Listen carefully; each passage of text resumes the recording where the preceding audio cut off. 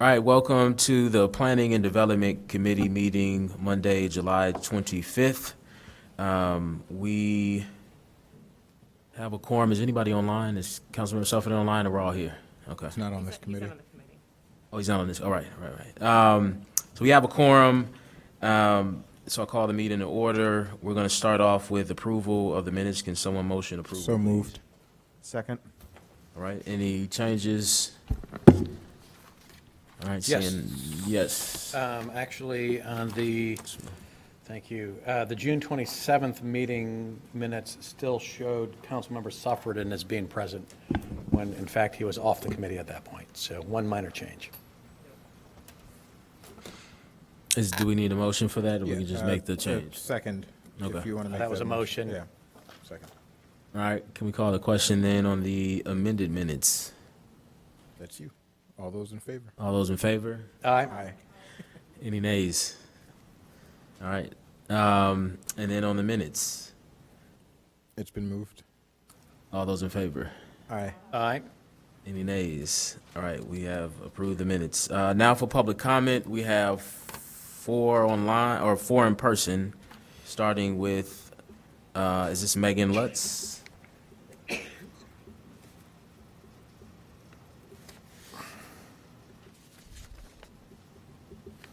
And Megan, you're speaking to item P4, right? Yes. Map amendment to the zoning ordinance to remove old CSC Central Street Overlay District. All right, Yes, thank you. thank you. My name is Megan Lutz, and I live at 2637 Crawford Avenue. Please reject ordinance 74022 to remove 7 parcels from the Central Street Overlay District. This intersection where these parcels are is difficult and dangerous and has 3 intersecting roads with a sudden elevation change and curving roadway.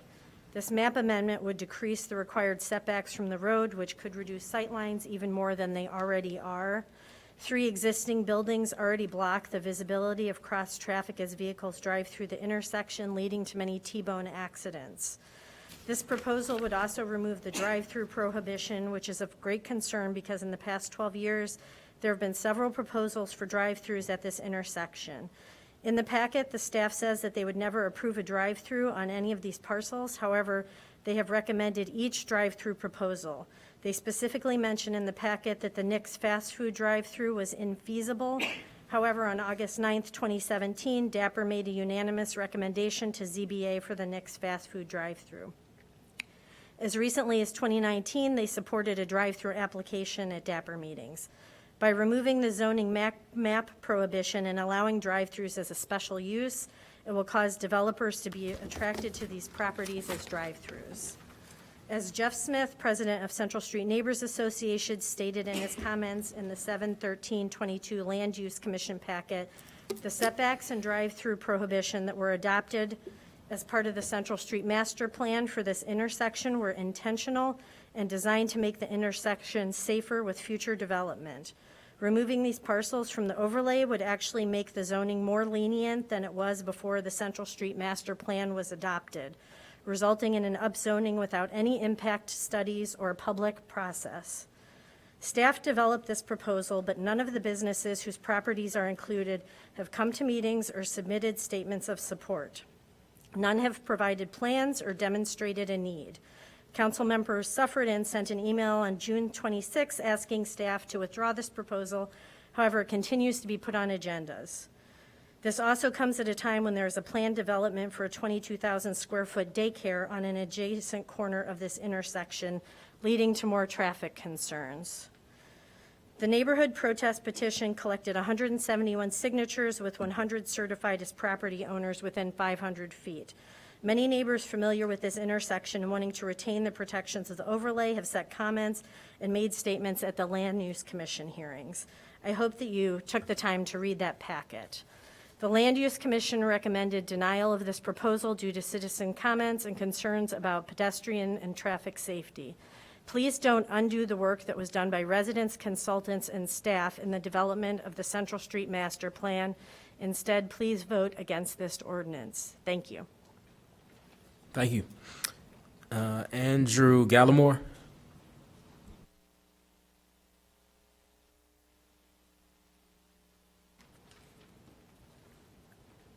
Good evening. Andrew Galmore, 2635 Crawford.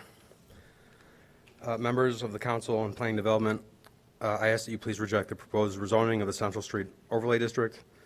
Many residents have already spoken rather eloquently regarding the increased traffic and pedestrian safety concerns.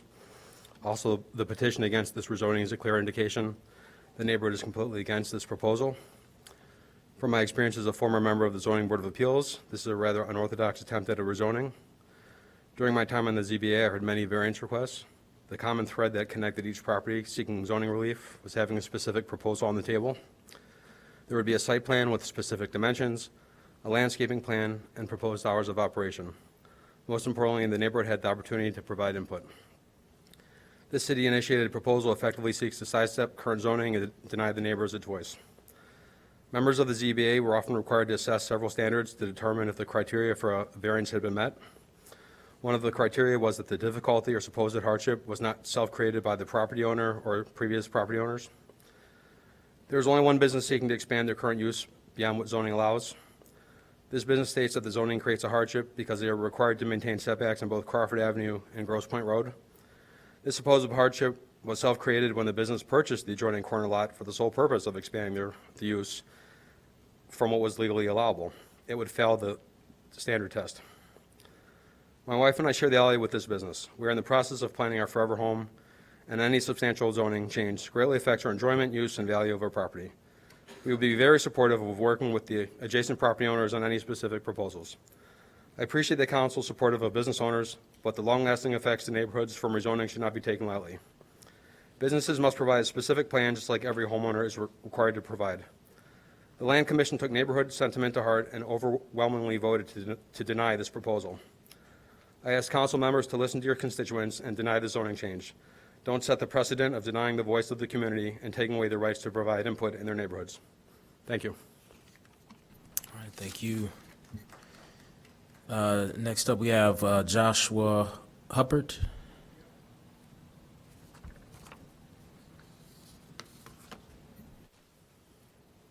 Hi, I'm Joshua Huppert. I live at 2630 Crawford. I see that one of the standards for a zoning change is that it's not supposed to have an adverse effect on the value of nearby property, but this certainly would.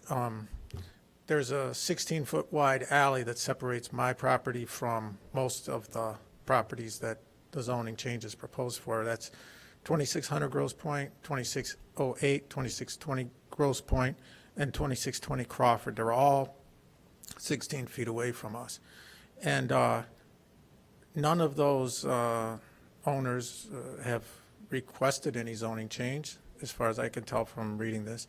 But if it goes through, even if there's no new construction or anything, just the fact that they would have that change in zoning, it allows them to be closer to the lot line and taller, and so that would certainly have an adverse effect on the value of my property being that close. Another of the standards is the adequacy of public facilities and services, I think is what it says. And with that, you know, the adequacy of the streets and the traffic lights, and the fact that there's never any police around there, is a real problem. If you try to stand on the corner by the Unity Church, which is where they want to build a daycare, that's the southwest corner of Grosse Point and Central, and you try to cross, if you want to walk from there, just across Grosse Point and then across Crawford, like to get to the Starbucks, you wait several minutes for a walk sign, and then when you get a walk sign, the right lane of Grosse Point northbound, it's like a 45-degree angle, sort of. And when the light is red, at least half the cars just don't even stop. They don't barely slow down. They just drive right past that red light. And they can't see you because of the angle. If you're standing there trying to cross to the east, those drivers cannot see you. So it's really not safe to cross. And there's a lot of traffic accidents, mainly because those traffic lights are at different heights. So I've seen several times people stop, cars stop, westbound on Central at Crawford, so they're in front of the CVS, and they can't see the red light that's closest, it's above them, but they see the traffic light at Grosse Point in Central. And when that changes to green, they go, but they have a red light, but they can't see it. So, people in this area are not used to any kind of hills. So basically, nobody would have designed that intersection the way it is. It just came to be. It's not safe. And when you add in that daycare center, that's going to be a lot more traffic. So the public services and facilities are not adequate. That's all. Thank you. Thank you. Nayin?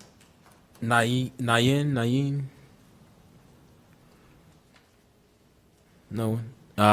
Mike Vasilko?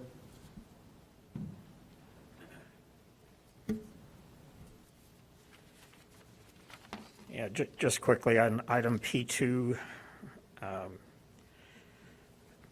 guess the ordinance is proposing to add more billboards in town. So I don't agree with that, and I would agree with the Land Use Commission to recommend denying it. These would be just additional eyesores, and they have certainly nothing to do with character of Evanston. And to those who think there's some kind of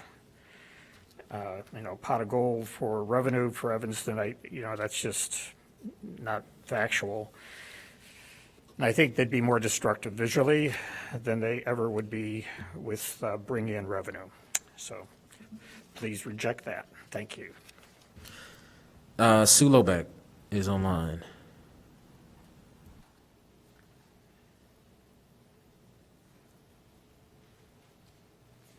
Hi, I'm Sue Lolbach with Connections for the Homeless and Joining Forces for Affordable Housing. I wanted to speak to P1 regarding updates to portions of the city code. One of the recommendations is to use the current standards for approval of special uses for approval of planned developments as well. Joining Forces would like to point out that these current standards, while they have a very strong emphasis on property values and maintaining the current character of the existing neighborhoods, they really don't include anything about the welfare of residents, such as equity or affordability.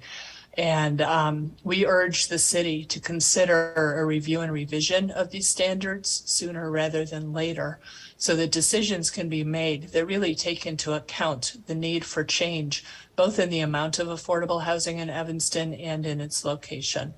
Our current zoning code is very restrictive, and the standards for approval that are currently in place really serve more to maintain the status quo than to meet the needs of residents with lower incomes or special housing needs. Thank you. Thank you. That concludes public comment, and so we will move along to. Bobby, I'm sorry, I thought I had signed up for this. No, That's no why I'm worries. here. Go ahead, Mary.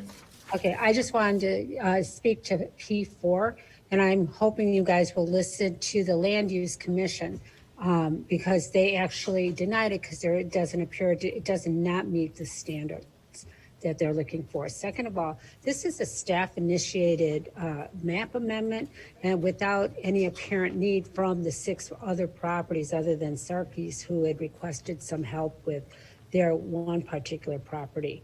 And I just want to point out for anyone who doesn't remember the history on this, back in 2007, I think it was, we spent $200,000 at that time. The city did 4 studies around the city, and each one was about $200,000, and worked with Duncan Associates, the city zoning administrator, the staff, and they came up with this plan to make that corner safe and a gateway to Evanston. And so this coming up with all of a sudden just randomly taking this out doesn't feel like it has a plan that would enhance the neighborhood or enhance the neighbors over there. The Central Street Master Plan goes all the way from that corner all the way down to the L. So anything that's changing, I think, needs to have everyone involved in it. So I hope you do reject it and listen to the Land Use Commission. Thank you very much. All right, thank you. And then we will move on to items for consideration, starting with item P1. Can someone move item P1, please? So moved. And for the audience, this is amending portions of Title IV Building Regulations and Title VI Zoning to update the zoning code. It's been moved and seconded. I have Any Any comments, questions? I just have Councilman Reed? a quick procedural question for staff. Did this go through the referrals committee? Yes, it did. Okay, thank you. Any other questions, comments? All right. Seeing none, all those in favor of this item for introduction, say aye. Aye. Any nays? All right. This moves forward. Item P2, Ordinance 53-0-22, amending City Code Title 6 to add billboards as a special use. Is there any motion for this item? So moved. I move Second. that we accept. Is there a second? I'm sorry, was there already a motion? It's been moved. Is there a second? Second. Okay.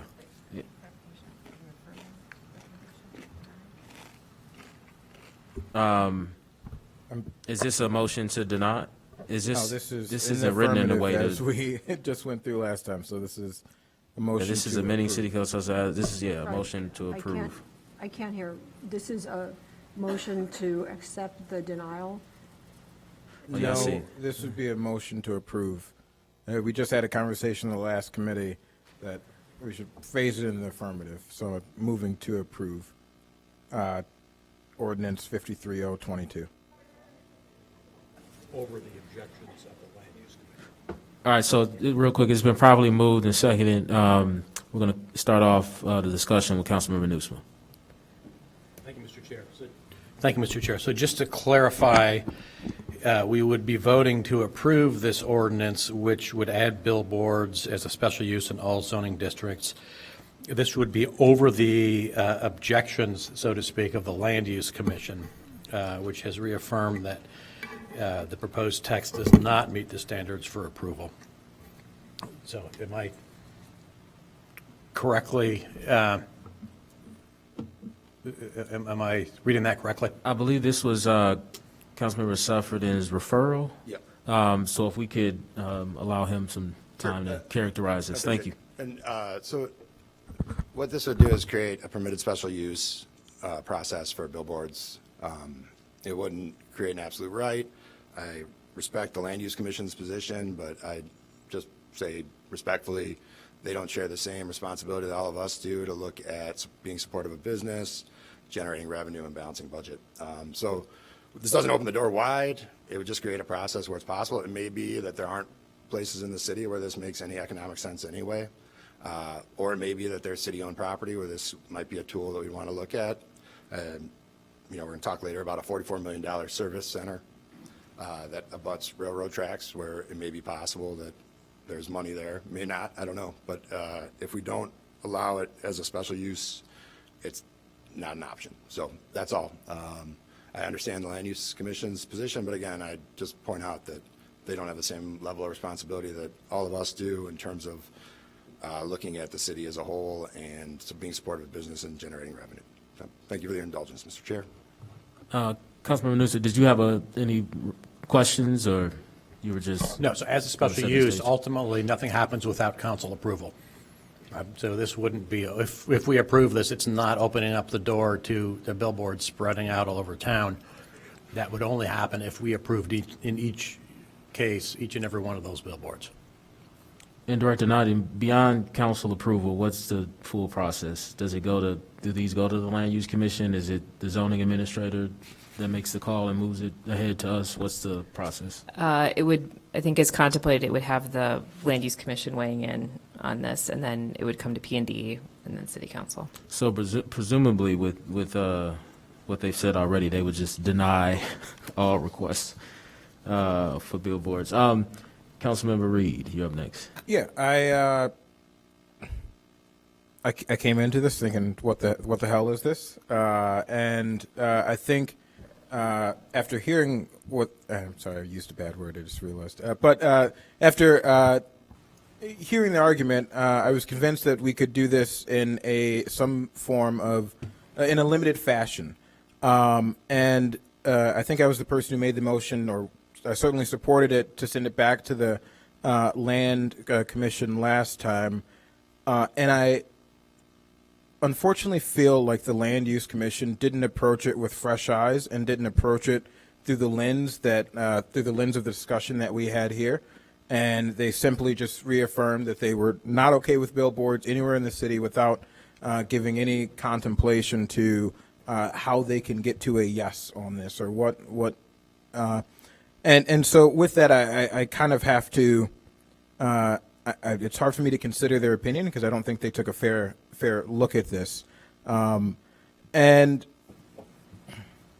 I do think that we should add some language here that would give a bit of guidance, because to say that this could be done in any zoning district, am I correct on that?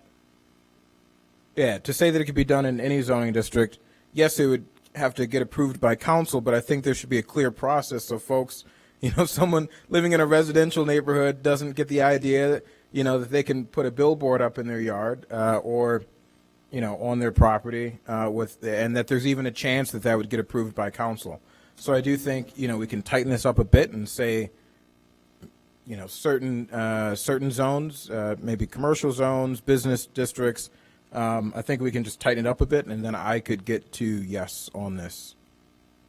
And I think that's how we should be thinking about it. I think also the idea of limiting it along rail lines, if that's the idea, and it's not about zoning districts, and we're going to say it's going to be limited, just have some clear direction so folks, kind of like our liquor process, there isn't really a clear direction on what you're going to get approved and what you're not going to get approved. And I think for this kind of thing, we should have clear direction.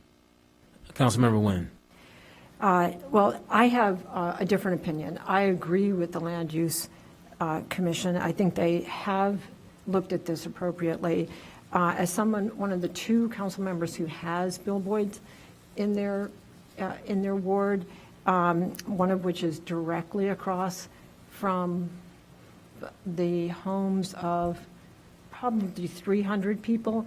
It's along the railroad line, but it doesn't face the railroad. It faces their homes. And they've had to put up over the years with Burger King burgers, all kinds of other ads that are literally across the street from their home. And over the years, Alderman Holmes and I both worked on this with our staff to try and get the CTA and the Union Pacific to take these down. Because the other place that we have billboards is in the 5th Ward.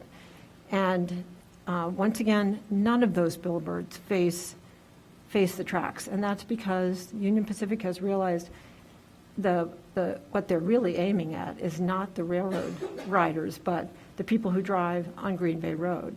And I do think it's really interesting that as you move north on Green Bay Road, there are no billboards. The billboards stop as you get north of the 5th Ward.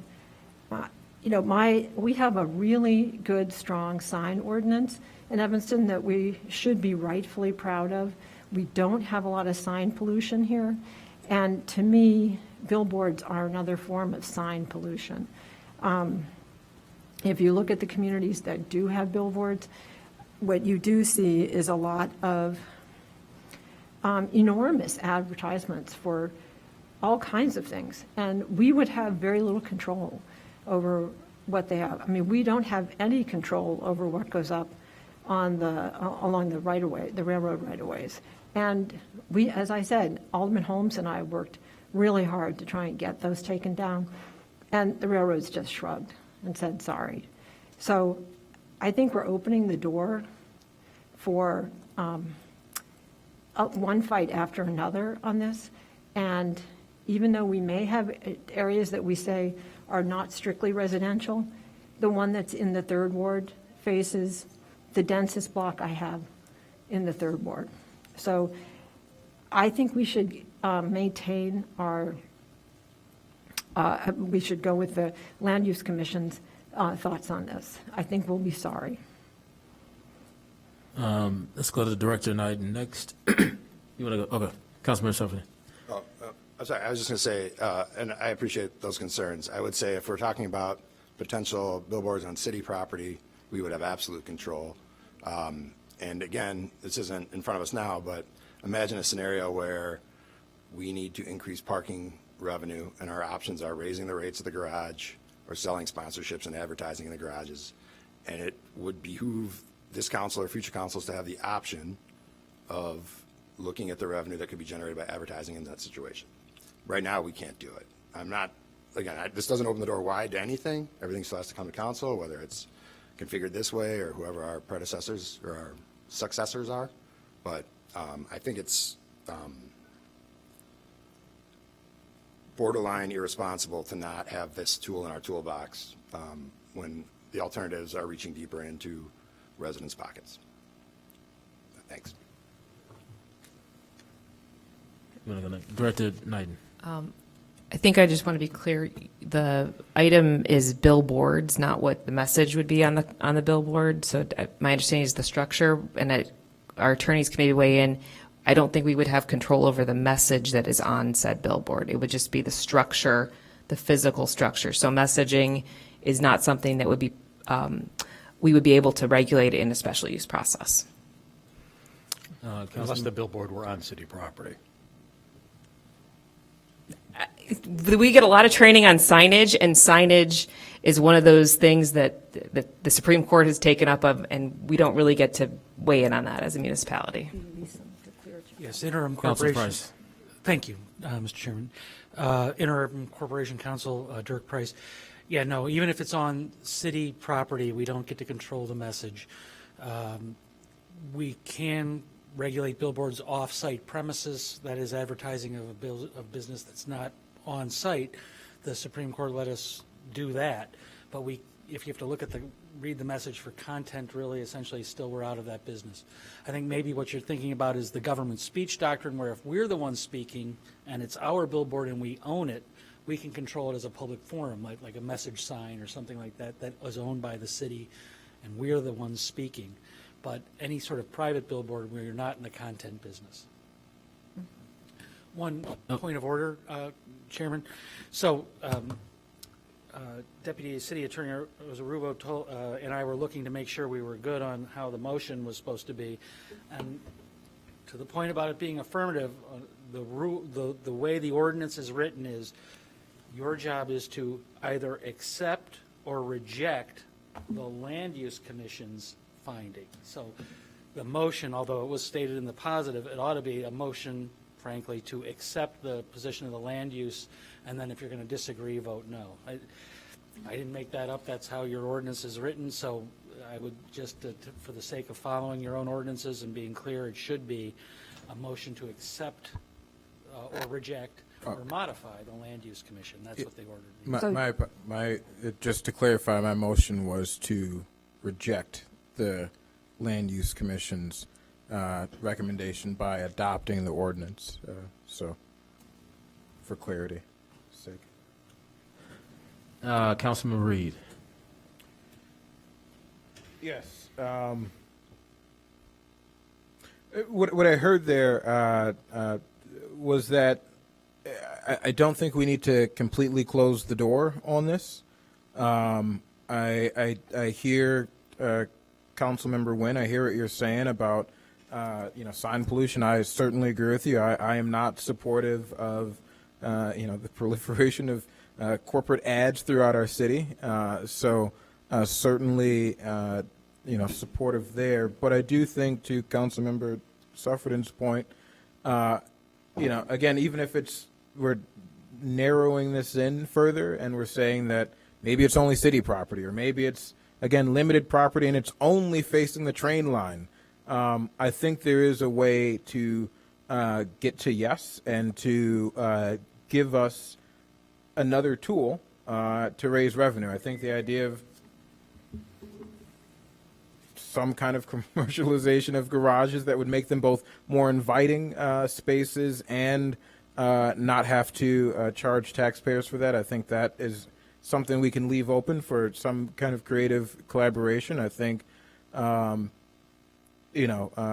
certain billboards. I personally, when we had the owners at Firehouse come last meeting, and they expressed that this would be a billboard essentially plastered on the side of their building, or not but attached, affixed to the side of their building, facing the train line. I was not offended by that. I mean, I think that sounds reasonable, and if that gives a local business owner just a little bit of revenue to ensure that their business can run properly. I think that's something that, we should leave the door open for. And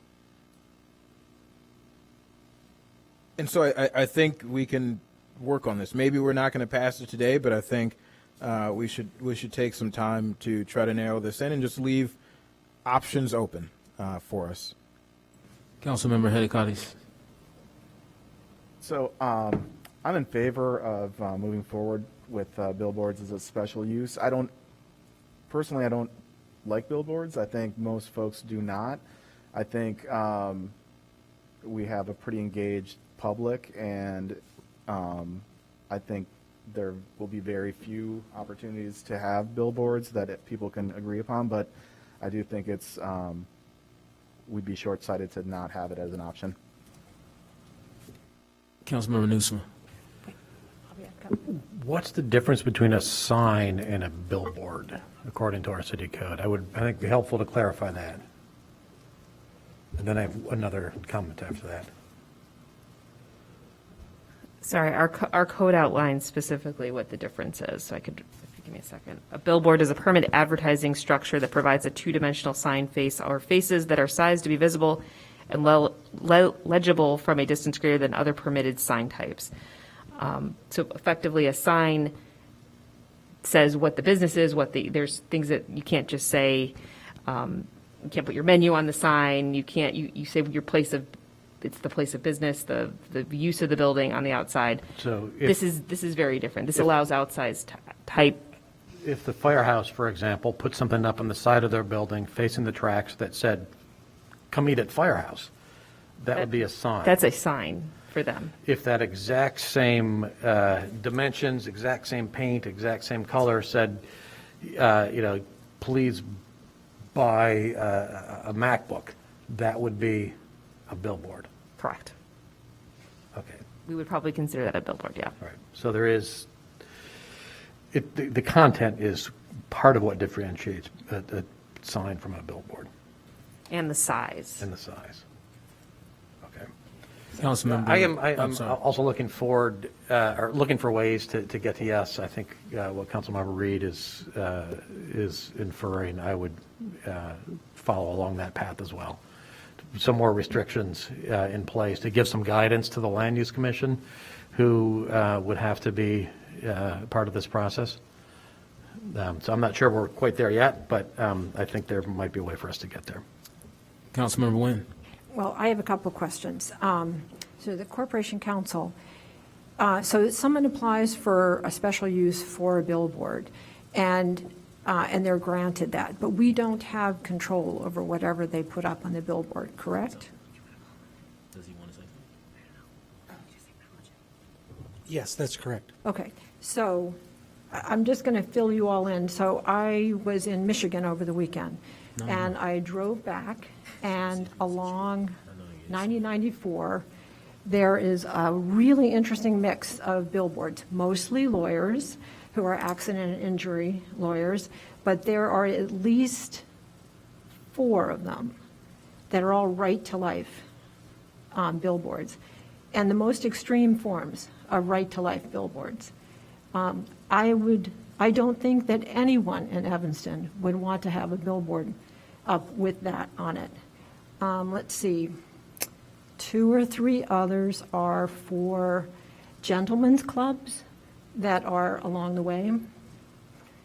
I don't even think there's a Burger King or a McDonald's along the way.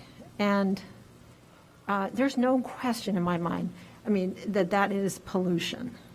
That is visual pollution. So even if we have a special use, we don't have control over what's going to go up in our community.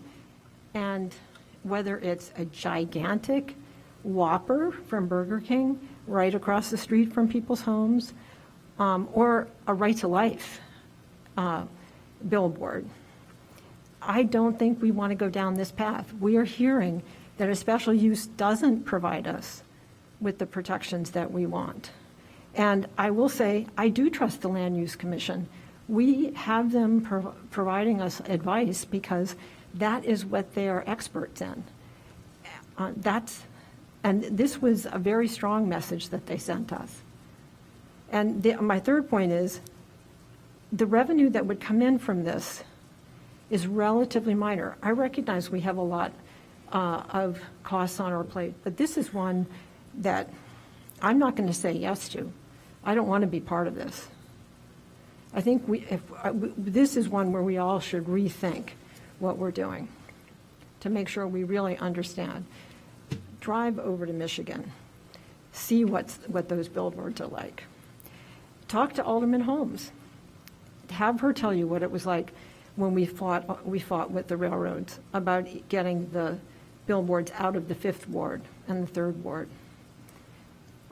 Once they're there, forget it. They're there. Councilmember Reed. Yes. Certainly, I think if anyone were to put up a right to life billboard here, their business would likely not exist very long.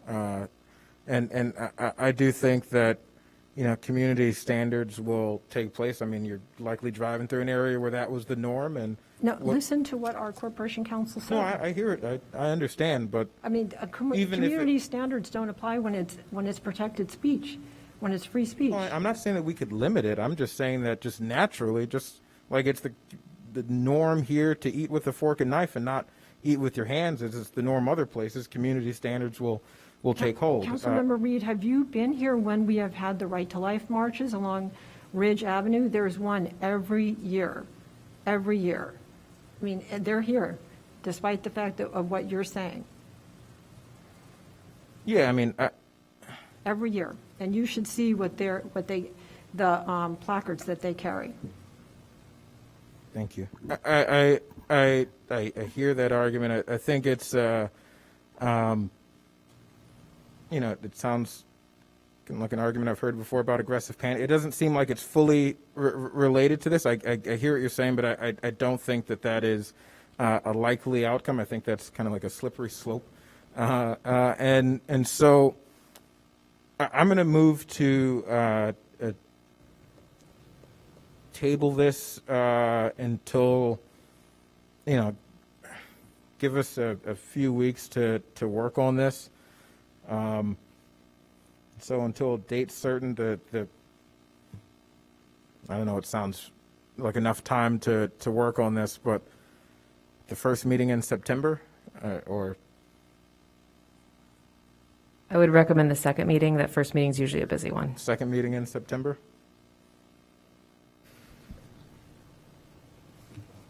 Was that a motion? That is a motion. All right, we have a motion. Is there a second? All right. There's no second. I'll second. We have a second. All right, any discussion? All right, Well, I guess the discussion is, I think we should give some direction to staff. What might staff be looking for, so we don't come back with the exact same thing and end up with a no? Do you think, I'm happy to be a part of conversations regarding this. I suppose Councilmember Suffredin is the referral maker, so happy to be a part of conversations about it. and then the only thing I'll say is I was ready to support I don't want to say rejecting the Land Use Commission, but I see some merit to this.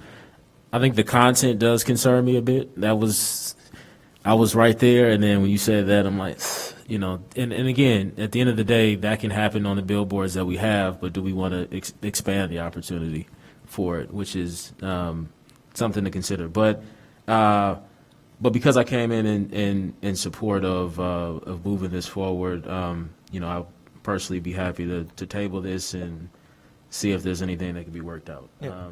I just want to remind us of the city that we live in. There's a man who brought a Confederate flag beach towel to one of our beaches, and within minutes, someone from my ward drove from the south end of town to the north end of town government has no power to make a law about that, but our community can enforce its own community standards by making people who put up things that make this community feel uncomfortable. We can, in a peaceable way, let them know that we don't accept that and make them feel uncomfortable being here. So I think, I have faith in our community to uphold our values and our standards and ensure that businesses that operate these kinds of signs follow those standards. And if they don't, I'm quite sure there will be heck to pay.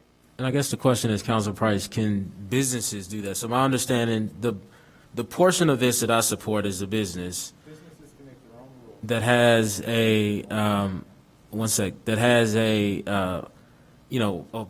part of their building, let's say the back of their building that faces this rail line. Vehicular traffic will not be able to see the sign, only people who are passing through this rail line, just to use that as a scenario. And so if we approve this, then that business owner would be allowed to go through a special use process. If approved, they would be able to sell this space as advertising.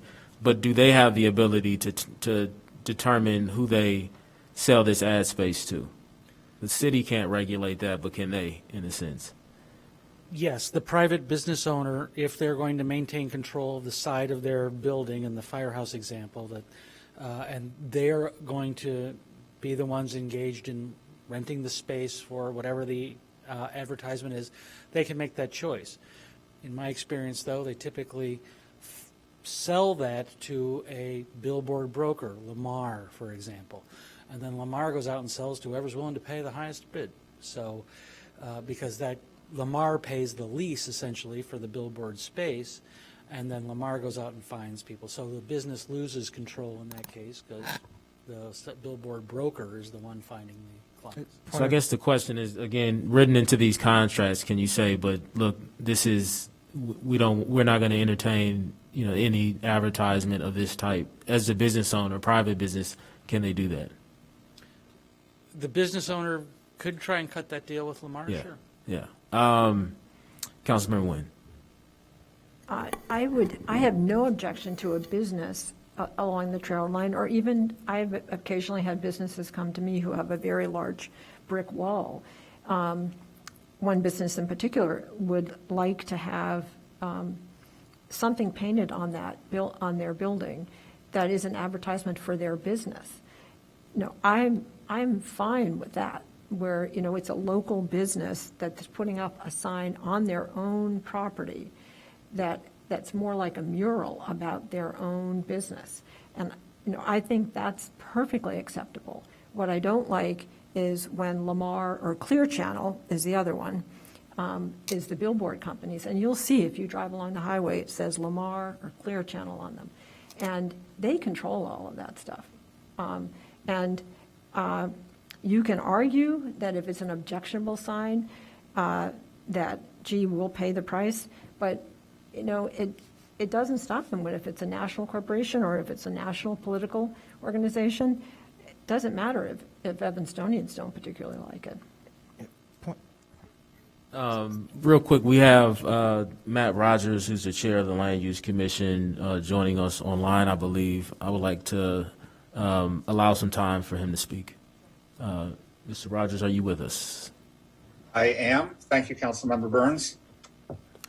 I just want to say that, we're pretty adamant. The Land Use Commission has been pretty adamant in this. And if it does become a special use, I don't see any way that we can ever approve a billboard, because currently our comprehensive general plan states that we should eliminate billboard advertisements. One of the standards that we would have to find on any special use is that it's in compliance with the general comprehensive plan, and no billboard will be, because the comp plan says eliminate them. So making it a special use will always get a denial from the Land Use Commission. And I mean, I'm speaking, if things go the way they should, I can't speak that none of my fellow commissioners would vote for something. But if indeed a special use comes and we apply the standards fairly and equitably, I can't see a billboard ever making it through the Land Use Commission with a positive recommendation. Councilmember Reed. Yeah, thank you. And Mr. Rogers is a great, Matt Rogers is a great eighth warder, so I certainly value his opinion. But I do wonder, one,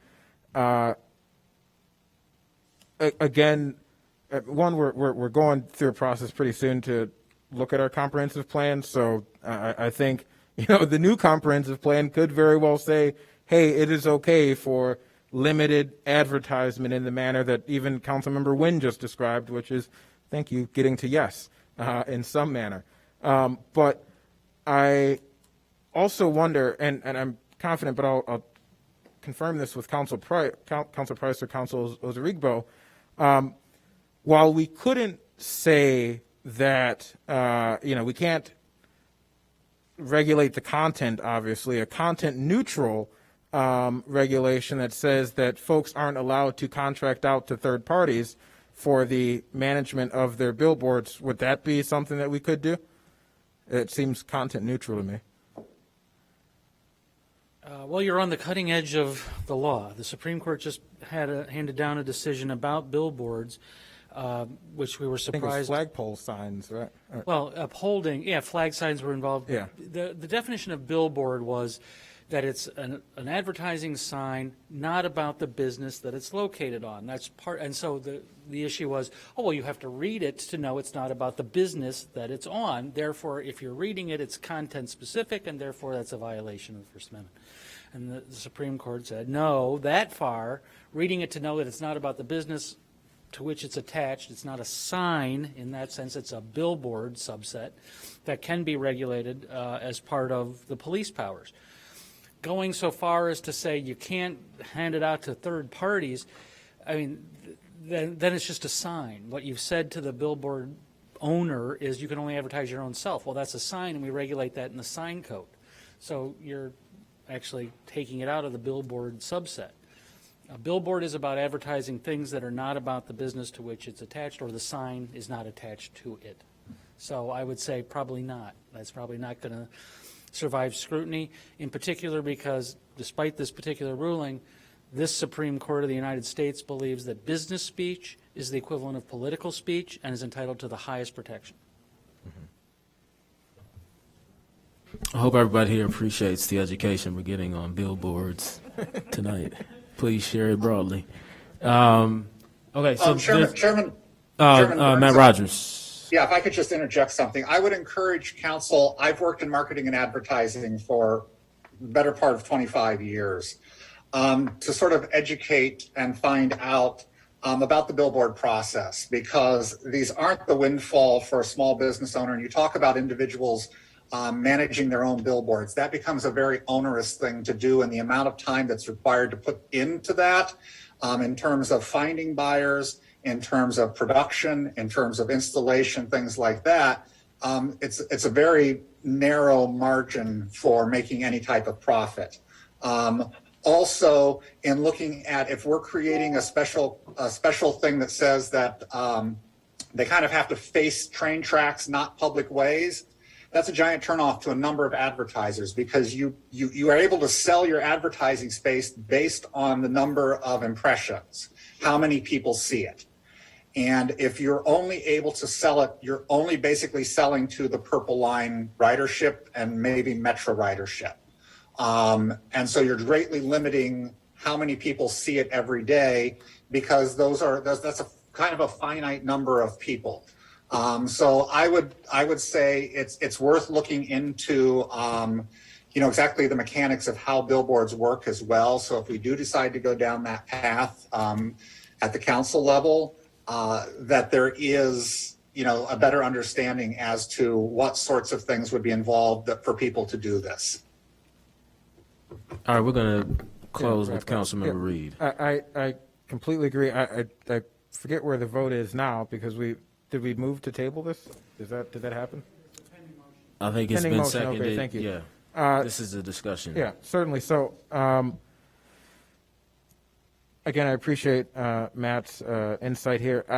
I do think that, we can figure this out. We can have more discussion on this. We can see if there's limited application and just leave the door open. I do think the idea of people, I've seen, beautiful billboards. You ride the train downtown Chicago, not billboards, and let's maybe think about this in the sense of a billboard, which we typically think of it as the pole sticking out with the big sign. We're thinking about this more broadly, billboard in a broader sense. But, you ride the train downtown Chicago and you see, colleges that are advertising. They've painted the side of a building, and it's a beautiful piece of art, but it's also an advertisement. And so I do think that we can leave the door open. We can, we can even create.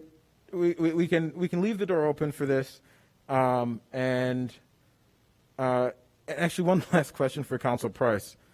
So if we were to, create this special use process where the council could approve a billboard or not approve it, could we? If we didn't make it like the billboards, like the big post, and it was just someone was doing something to their facade, to the side of the, not facade, but a brick wall of their building, could we create a regulation, approve those on a case-by-case basis?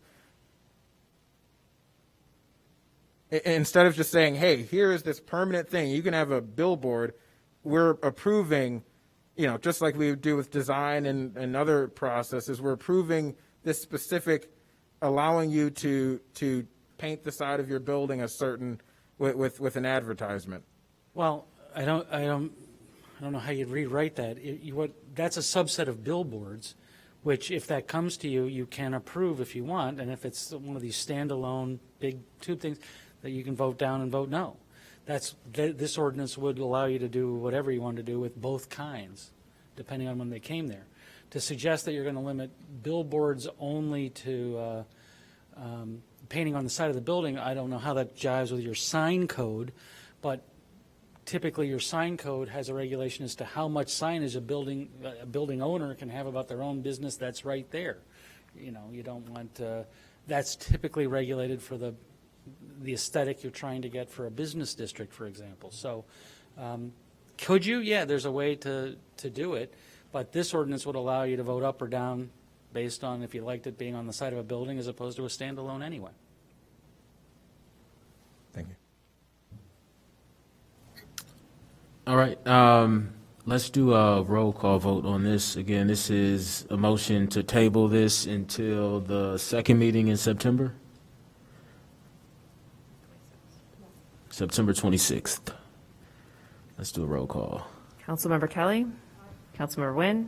Councilmember Newsma. Aye. Councilmember Burns. Aye. Councilmember Reed. Aye. Councilmember Hadid-Kettis. Aye. All right, that passes unanimously. Moving on to item P3, and we have a slide presentation by the applicant. So moved. Is there a second? Yep.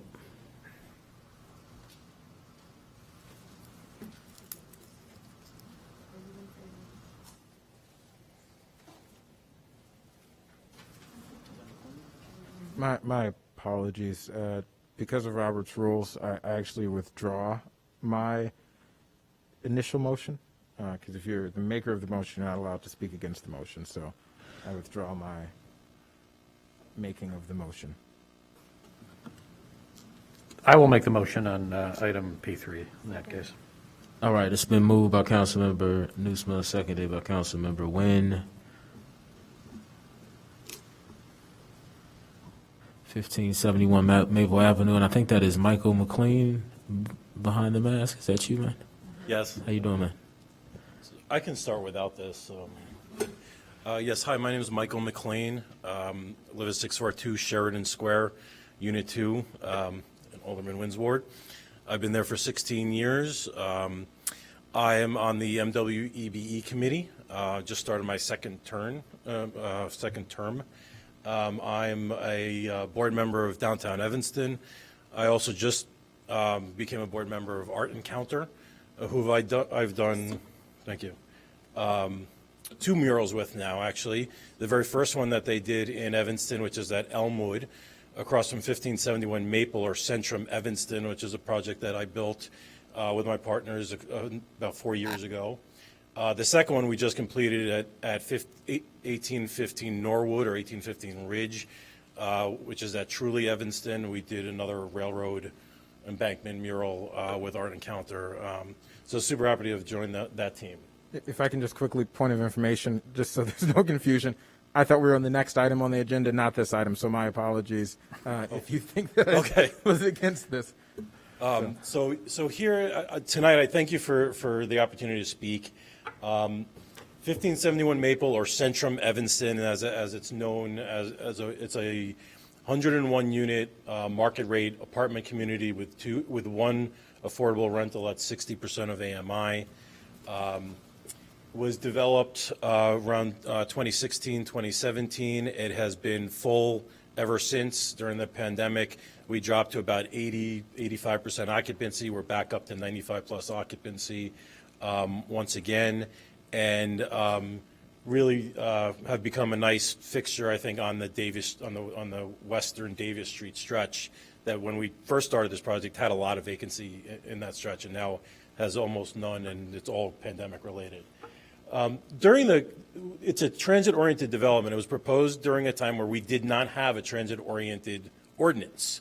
So the city actually did not really address transit orientation at all when it came to our developments. And this was a planned development that gave us the opportunity for a much larger conversation about embracing transit-oriented development, what it means to our community, what it means socially, what it means environmentally.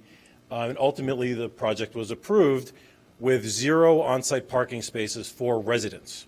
Now, we do have an open surface lot of 13 spaces. Please correct me if I get these numbers. I think it's 13 total spaces. 2 are for parklets. 1 is for electric car charging station, and 1 is for a share car, which our residents get to use with no membership fees that we offset so that they can use it just with mileage. As part of the process and the discussion with City Council, it was agreed to sign a lease for 101 parking spaces at the Maple Avenue garage, that was the dictated garage at the time to us, based on feedback from the community that were worried that we would overwhelm the streets with parking, that people wouldn't pay to park, they wouldn't park in a municipal garage, they just park all over the streets and flood the community. Since we opened, we've never had a single parking-related complaint. Former Alderman Wilson, who was there at the time when we built it, also confirmed that he has never had a parking-related complaint. Councilmember Newsman, I don't know if you have or not, but my understanding is that I don't know of any. We are here. In 2018, we came back and we requested that the parking lease be reduced. Ultimately, the city reduced it to 55 spaces in the Maple Avenue garage. Again, as a precautionary move, we only had a maximum of around 40 ever leased, and that was the first year of the building. We currently are expecting around 4 for August and almost none for September. So we are paying for a lease, and we have been paying for a lease for parking spaces at market rate without being able to use them. And our residents just simply don't have cars. And if they do have cars, they're not on the streets and they're not in the neighborhoods, because all the parking around us in downtown, it's illegal to park on the street overnight, which we're in. And just to the south and just to the west are the residential neighborhoods, all of which have restricted residential permit parking, which our building was exclusively excluded from during the entitlement process at the beginning. So our residents can't even apply for an on-street parking pass. We're here now several more years later. And real quick, Michael, that's an important fact. Is that the case? Okay. Thank you. Sure. So now it requires a major adjustment for the planned development. That's just the way our code works. It's the way our laws work. This was our parking requirement in the PD. It was reduced officially by City Council several years ago. We've now made the effort to study and track who's using these, and we are simply just cutting checks with nobody using the spaces. What we had originally proposed was to cancel the lease altogether, let the market, let our public garages, let our private garages all work within the system to naturally regulate where people can park and what prices that they pay. We have since gone through 2 hearings with Dapper and land use. We've had a number of discussions with staff. I believe the recommendation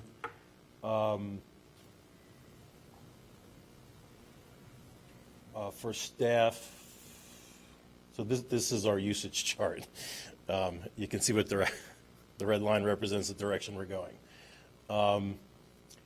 So the recommendation, I believe, from staff, maybe I should have staff state it, but was to keep the lease in place, but allow us to park at Sherman Avenue and only pay for the ones that our residents are using. That is very fair. It's a nice, coming together. We're reserving some spots, but at the same time, it's not punitive to the development or our residents. So we're here requesting that be staff's recommendation be supported by this committee. Councilmember Nguyen. Yes, thank you. I was on the council when we approved this, and there was a lot of community concern about the parking. And so when we did have this arrangement that residents of the building would park in Maple Avenue Garage, that was seen as achieving 2 goals. One was not ending up with a building that was built on 4 stories of parking. And then you had the building above it, because obviously this is an area with a lot of pedestrian traffic, and then that just deadens the street. So it allowed the building to come all the way down to the street, and we don't have a parking pedestal like we have in a number of other buildings. And it put cars off the street and in our parking garage. And it was viewed at the time by the council as a bit of an experiment of transit-oriented development. And so if people wanted to rent in or live in the downtown and they had a car, they weren't going to go to your building, and they wanted something close. Well, that was an option. So now, a number of years down the road, we discovered that actually your building is operating just fine, and people aren't having to pay for a parking infrastructure. And we are not having to suffer the consequences of having parking pedestals everywhere. We did this also in the 3rd ward with the building at the corner of Main and Chicago, where we had them lease an off-site location. They've come back to us every 5 years. We've actually released them from part of this at this point, because they also don't have people using those other spaces, because more and more we find with transit-oriented development, people don't have cars. And people who do have cars find places for them. So we end up with a better streetscape, a better development pattern. So I'm saying I strongly support this, and I think that this is all part of a model that we should just keep using in Evanston. Councilmember Nusma. Thank you, Mr. Chair. Glad to hear that the experiment was a success, because this is one that I advocated for prior to being on the council as an example of transit-oriented development as part of our climate action. So, I do support this as well. And as the current alderman of the 4th Ward, I have had some emails from constituents about the prior proposal, but I have heard nothing about the current proposal, which seems to be, as you mentioned, a fairly fair compromise.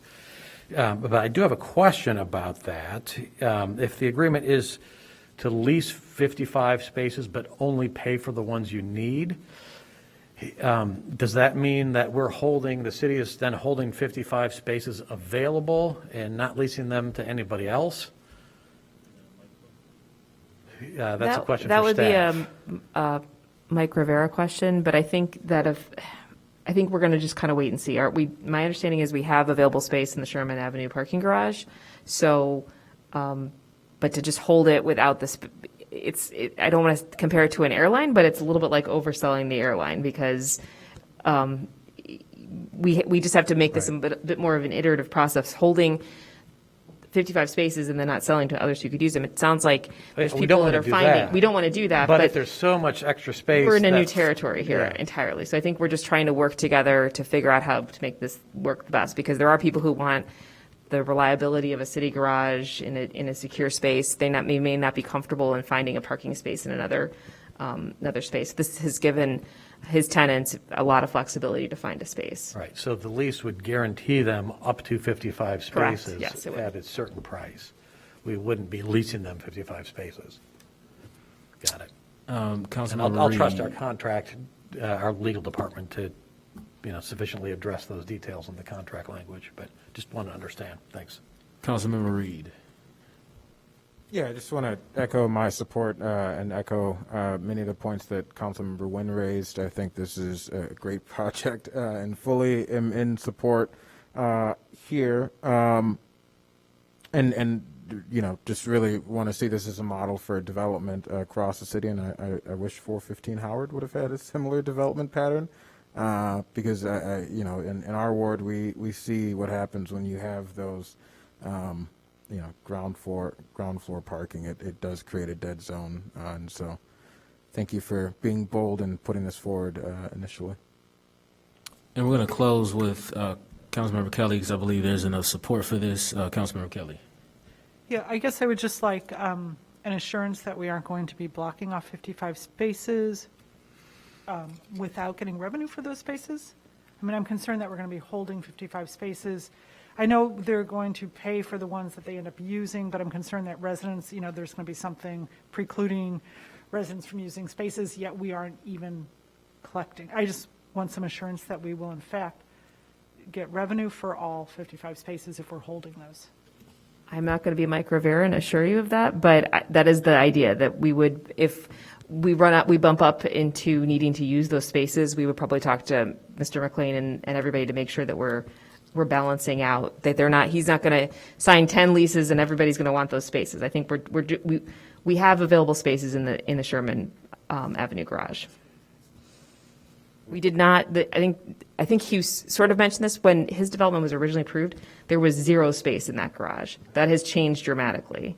So that is why this is now feasible, and which is why he didn't arbitrarily pick the Maple Avenue garage. He's like, oh, this is a good idea. Let's have my tenants walk even further. That was not the plan. Right. No, I just understood that we were going to hold and then see how many get used, and that sounded, We're definitely willing to work out the final language where we're not going to hold anybody hostage. They're not ours. They're the city's. So whether it's, if the Sherman fills up again, which is about 25-30% of that's still vacant, then we could maybe shift it over to Maple, and but we're being solicited by our neighbors, condo buildings, to lease spaces from them because they are not using their own spaces. So there really is a lot of excess parking in downtown Evanston currently.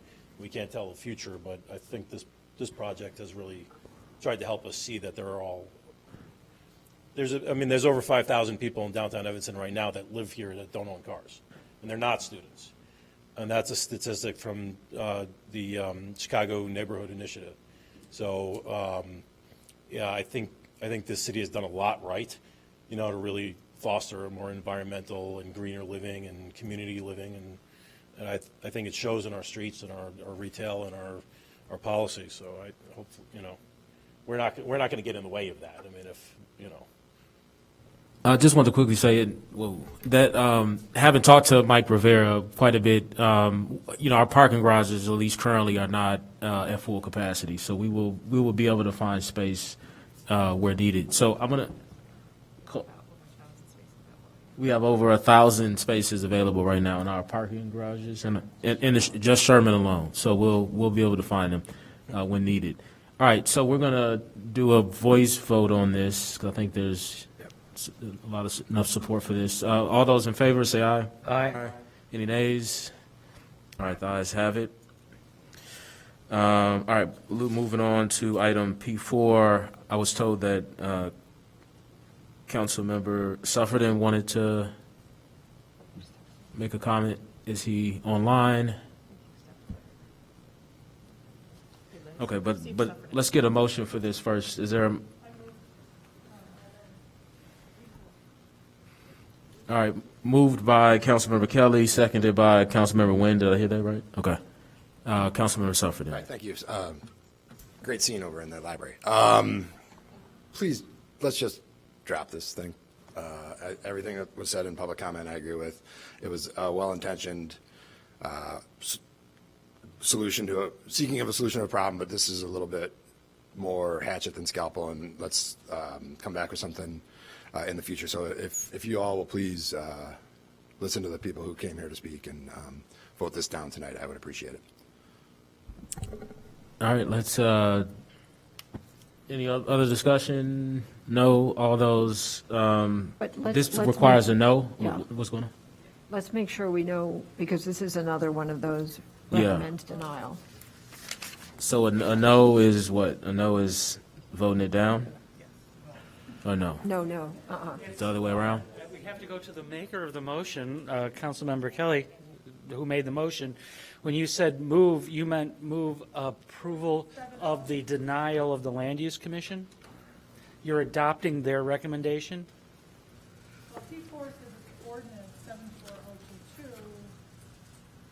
Yes, approving the denial. Yeah, the Land Use Commission recommends But denial. Your ordinances require you to either adopt the land use, reject the Land Use Commission, or modify it. Then I am moving to accept the Land Use Commission's denial. Yes. Thank you. All right, and that was seconded by Councilmember Nguyen. Yeah. All those in favor? Just so yes means no. Correct. A yes means we agree with the land use commission. Yes, we are agreeing to deny. Okay, so, All those in favor, say Aye. Aye. Any nays? Okay, the ayes have it. Seeing no other matters before us, the meeting is now adjourned.